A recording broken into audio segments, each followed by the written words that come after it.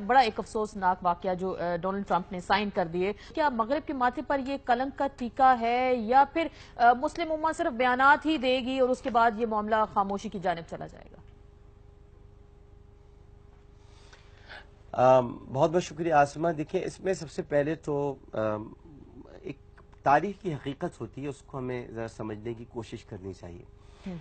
Donald Trump चूंकि एक नफरत की अलामत बन गए हैं, और सिर्फ मुस्लिम दुनिया के लिए नहीं बल्कि खुद उनके अपने मुल्क में उनके साथ जो लोगों का रवैया और बर्ताव है, उससे अंदाज़ा होता है कि डोनाल्ड ट्रंप खुद अमरीकी अवाम में पसंदीदगी की सनत खोते जा रहे हैं।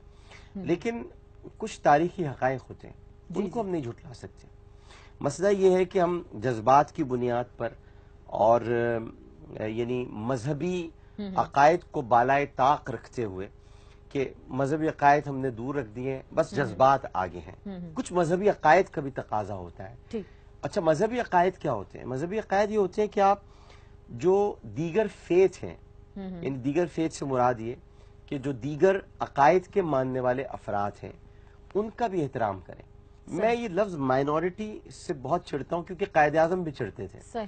कायद आजम ने 1940 की करारदाद लाहौर में मुस्लिम अकलियत लफ्ज कटवाया था और कहा था मुसलमान एक कौम है, इसका फेथ मुख्तलिफ है लेकिन ये अकलियत नहीं है। अब जो आपने सवाल किया वो है बुनियादी अकायद से मुताल्लिक। पहले तो हमें जान लेना चाहिए कि यरूशलेम क्या है। जज्बात में नहीं आए कोई इस वक्त। यरूशलेम जो है वो केनान के कदीम शहरों में से एक शहर है, और जो 3000 साल कबल हजरत दाऊद अलैहिस्सलाम, और हजरत दाऊद अलैहिस्सलाम उन अंबिया किराम अलैहिमुस्सलाम में से हैं जिन पर ज़ुबूर नाजिल हुई और जिन पर ईमान लाना हर मुसलमान का लाजमी फरीजा है, बल्कि ईमान मुजमल का हिस्सा है। तो हजरत दाऊद अलैहिस्सलाम ने इस शहर को बसाया जिसका नाम यरूशलेम है। अब इन्होंने बसाया, और यरूशलेम को, ये मैं बिल्कुल तारीखी हकीकत आपके सामने बयान कर रहा हूँ, यरूशलेम को हजरत दाऊद अलैहिस्सलाम ने अपनी सल्तनत इसराइल का दारुल हुकूमत करार दिया। इसराइल बुनियादी तौर पर हजरत याकूब का नाम है, उनका नाम है हजरत इसराइल, इसलिए सूरह बनी इसराइल मशहूर है कुरान पाक में। वो इस इसराइल के लिए नहीं है जो ये मुल्क है, वो हजरत याकूब के लिए है। हजरत याकूब का नाम इसराइल था। तो हम जब कहते हैं ना इसराइल बर्बाद हो, इसराइल तबाह हो, तो ये भी लफ्ज बुनियादी तौर पे जो अल्फाज हम इस्तेमाल करते हैं, ये सोचे समझे बगैर, जैसे हम कहते हैं हलीम सड़ गया, हलीम खराब हो गया। हलीम अल्लाह के नामों में से एक नाम है। बिल्कुल इसी तरह इसराइल हजरत याकूब का नाम है।